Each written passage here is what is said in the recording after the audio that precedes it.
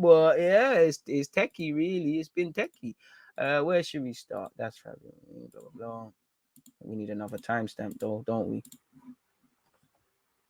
So it is what it is where that's concerned.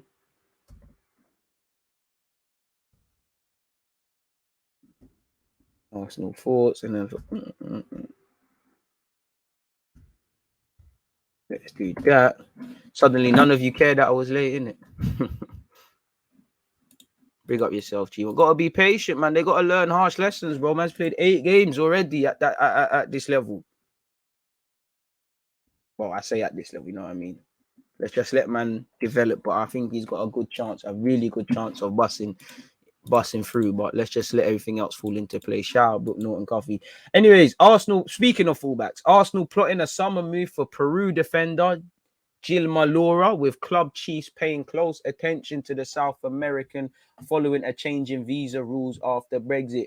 A change to UK visa rules has made the South American market more appealing. Technical director Edu is reportedly closely monitoring players on the continent, and Peru right back Gilma Laura is a target as Arsenal eye reinforcements. And again, we know with Brexit, never seen him before, but something tells me you've previously been linked with Man City. Football.London, we spoke about this and whatnot. So I've never seen Donny play. He's been capped by Peru, and obviously apparently he falls on the good side of us being able to exploit these rules. And but I'd assume at 21 years of age he's not the finished article. But if he's decent, bring him through. Really, he's played 6 times for his country, highly rated at his domestic side, who play in the top division. So why not? The report goes on to add that Arsenal want 3 players in the summer as they continue to push. We're looking at a striker, a centre mid, and I guess a right back obviously falls in all into place, people. So yeah, it says we're looking at that. Away from that, I don't know what this is, but Jack Wilshere delivers Arsenal snub as midfielder makes unwholesome admission. This is probably cap. Jack Wilshere has delivered a snub to supporters of former side Arsenal by claiming the fans of his new club are the best he's ever seen. Yeah, let's see, man. Our fans, I will say, are the best that I've ever seen. In the warm-up, they were singing right from the warm-up. They had 2,500 fans there. Well, you was here when the Emirates were silent, weren't it? But respectfully to Jack Wilshere, it doesn't matter what he has to think. He's not relevant to Arsenal at this moment. To go over Fabio Ruiz, one more. Spain star to leave Napoli. Let's see if Lewis Winter is gassing up the team. So it's a bit of a mad one there, people. His contract, as you know, expires at the end of the season. And yeah, Napoli understandably want to make certain amount of money for this guy, man. He's got 18 months left on his deal, as we already know. Yeah, man, anytime we're linked with players of it, that are from Italy or playing in Italy, it's crazy. This Italian journalist says the 25-year-old doesn't want to link up with Mikel Arteta at Arsenal. I believe that Ruiz will leave Napoli at the end of the season. There's been a proposal from Arsenal, but I understand that the player doesn't want to join Arsenal. The midfielder is waiting for other offers, be they from PSG or Real Madrid. I mean, they're bigger teams than us. They're doing better things. They're more competitive. As I said, as much as I want him to sign, does it necessarily make sense joining Napoli, leaving Napoli and coming to Arsenal? There are many attractions. We've got an exciting team. You can be a leader. There's a London aspect. There's money. But again, Madrid, PSG, Barcelona, especially, if it, to be honest, as I said, it's not that I would turn down Arsenal, but if Napoli get Champions League, you might as well stay and run down your deal, plus you've got a World Cup to consider. So it is what we've kind of known in that regards. Hit the like button if you haven't, people. One love to you lot tuned in. Don't forget to subscribe on Twitch, because it will get re-uploaded eventually before Sunday, in relation to my collab with She Knows Arsenal. But make sure if you want to see that in real time, then obviously you're supporting the thing on Twitch. Again, after, I think that's at 4:30 to about 4:30 to 5:30. So I would probably say, we'll probably half an hour, 4:30 to about 5:15 or something. Then obviously 6:30 live at 7 will be Arsenal versus Tottenham's under 23s. Apologies. So make sure you're there for that one. That's on YouTube. And don't forget Sunday, people, Watford versus Arsenal will also be on YouTube. But again, in between that, hella Twitch streams. And the Manchester derby straight after Arsenal-Watford will be on Twitch.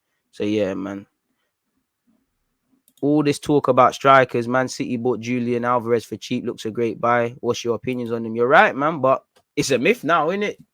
You know, we should have moved to that. I think Pepe is our most talented attacker. Hopefully, we can get him into great positions in the opponent's box for the rest of the season because he's very dangerous going forward. We're going to need everyone, especially when our strikers don't score. You're going to need the difference to be made up with the Smith Rowes, Martinelli, Saka's, if given an opportunity, Pepe, etc., etc. About time, Edu. About time, Edu. Just don't bring in no waste, man. I hear it. I hear it. Is that DG merch? Of course, man. Of course. To get all your DG merch, as the Nightbot says, go to the following link in the following stop. Again, the unfortunate thing about DG merch is fantastic looks are sold separately. Don't know who's calling me. Fuck off. But yeah, Sambi is going to be fine. Let him move into the club slowly. Too much pressure on his shoulders early on. Facts, man. He'll be fine, man. He'll go through his trials and tribulations, but I think he will come good, man. Paul, shout to you for becoming a channel member as well. I just see that. So yeah, man, it is what it is, really.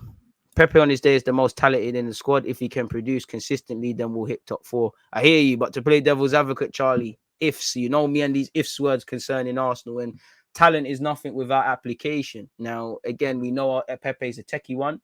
You know, in the last 2 seasons, he's been one of our, if not the best player in the second half of the year. So hopefully it's a 3-peat thing and he can help us in his own way, charge all the way towards top 4. Shiny objects in all these players' eyes. If they can all star for PSG or Real Madrid, I know they have to believe in themselves, but it shows players can be delusional like fans. It's true, but at the same time, you got to remember, career short, man. As a Spaniard, I can't begrudge him for wanting to play for Barca or Spain. You know, we did a watch along for Napoli versus Barcelona, and I said at the time, bro, Barca can't let him leave that stadium. You might as well stay there. I can't begrudge, man. I can't begrudge. You know, I can't begrudge him even trying to make it there. You know, respectfully, where Arsenal are at a football club, you can get a move here. Real Madrid and these things might not come calling, so at least go and try. If it don't work out, it's football, innit? You can always move clubs, really. Arteta's future being discussed at the end of the season, but in my opinion, so should Edu. Is it, or is it just a new contract? Because he's got 18 months to run in his deal. He's getting a new contract. You know, he's part of the club's long term. I do think Edu will leave. I don't know if Edu will see the whole project. Again, football is a weird game, and obviously, if the club's not doing bits, then the manager's got to leave. But I think if it comes to it, Edu leaves before Arteta. Personally, I don't want to lead an Edu sort of criticism campaign, but I don't think I think I know we're doing this young growing thing, but I just would like someone that's a bit more experienced to go with it, Arteta. I think you either have an experienced technical director and an inexperienced manager, or vice versa. Very rarely do you have this. And it's like, if Arteta leaves tomorrow, the word legacy is strong in it, but he has won an FA Cup. He has, you know, told the line with certain players. There is building blocks for the word attractive is a big statement, but attractive football, the young squad, all of these sort of things in which indirectly Edu's been a part of, you know, trying to improve the atmosphere. Arteta has somewhat a legacy. If Edu leaves tomorrow, what's he done? What's he done since he's been here? See, like, obviously he's been part of bringing in players and that, but what's his legacy? Like, what has he done? I'm not trying to draw him out, but yeah, man.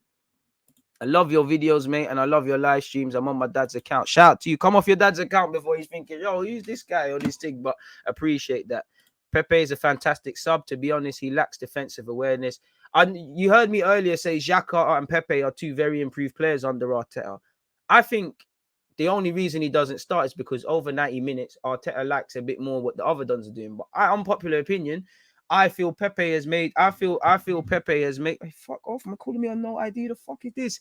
So apologies. I think he's made Pepe a more all-rounded player. Pepe is still a moments man, but you see him across 90 minutes more. And I definitely feel Pepe puts in a shift a lot more defensively. Allow me with the Pepe striker thing, man.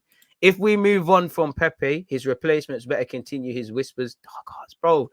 Trust me, that's one thing. Because Lacazette, is an experienced man. Half the time we're getting these bookie decisions by refs.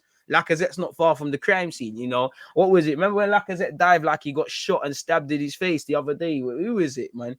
You could hear it on the TV. Like, oh, that is crazy, man. I love it from Lacazette, man. We're gonna need, like somebody said earlier, it's a squad thing, innit? You're gonna need the squad. You know, from August to May is a long time. There's gonna be guys that are the villains and the heroes, and you've seen it. Lacazette, Smith Rowe, Odegaard, you know, Ben White, Aaron Ramsdale, you know, these guys, Tavares, these guys have been here, Tierney, these guys have been heroes and villains at many different points this season. Saka, Smith Rowe. I go back to the time around the North London derby, Granit Xhaka, probably the best example for that. So, yeah, man, it's one of them. It's one of them ones, really. Football's a squad game. We're gonna need the whole squad in it, really. So, yeah, it is what it is, man. On that note, though, people, I need to go off and sadly eat. I say sadly, that's not what I'm sad about. I need to go and do the thumbnails and make and do all of that other stuff that goes into the live streams. Obviously, people, in relation to She Knows Arsenal, I'm actually gonna do it right now. I need you lot. Any questions and stuff you want to talk about? Obviously, I'll ask her questions on just general Arsenal stuff, but live today from 4:30 p.m. with She Knows. Shout out Jess for doing this. Arsenal. What topics do you want covered? Am I speaking like this? And let's get the Twitch link. Put that there. This is on the YouTube community tab, people. One love to you like that. I know one of you is not gonna let me down. You're gonna get your questions in, but where's the link for Twitch? There we have it. That's at 4:30, folks. Let's slap that in there. So yeah, make sure you take part in that. Obviously, so that would make it 2 more live streams from myself today. After this, back on YouTube, you're gonna have Arsenal versus Spurs, North London derby at 23's level. Sunday, you know we're here for Watford Arsenal. And in between that, I'm on Twitch for hella watch-alongs to do with other teams that got no interest in Arsenal. So yeah, man, as I said, make sure you're here for that one. Shameless plug o'clock. I'm getting fast at the copy and pasting thing. Shout out to the mouse. And then obviously we're here for this one. And then obviously road to 50k on YouTube, road to 10k on Twitch continues. Make sure you're here for that one. And one love to everyone who was in Football Manager and all these other streams. There's hella other streams that have not been brought up. And yeah, as you see, neutral business. But yeah, man, it is what it is. You know, I'm gonna leave you lot now. We've been here for 90 minutes, coming like a football game, mate. So yeah, man, just from the football terrace. Does she do football terrace stuff? I don't know. I can't verify that. All I know is, yeah, man, squad hype, but you hate the depth.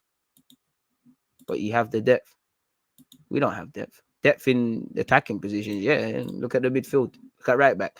You know, and it needs to be quality depth. Not everyone needs to be world class, but you get it, people. Because as you've seen, sometimes we've had to make changes and it's disrupted the team. In recent weeks, you saw Holding come off the bench when we had 10 men. You've seen Cedric come in, but you've also seen at times where, even when Xhaka's not there, at times you've seen it missed. You know, the other day when Ben White had to go right back, we missed Ben White's charging through the middle and all of them things. So, you know, it needs to be of a certain... Brother, who the hell is this, man? This better be someone trying to offer DG a job or something of some serious paper, because what is this?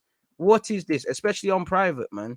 Big up her for having a show on the Footy Terrace, man. But I'm going to be here with her in it. So, well, on Twitch. So we're going to talk Arsenal Watford. I guess we'll talk about top 4. I actually don't know her opinion on Aubameyang or how our transfer window went. So, yeah, we'll do up that one. Is what it is. Mostly empty shelves on the bench. Have to fill out the squad. Trust me.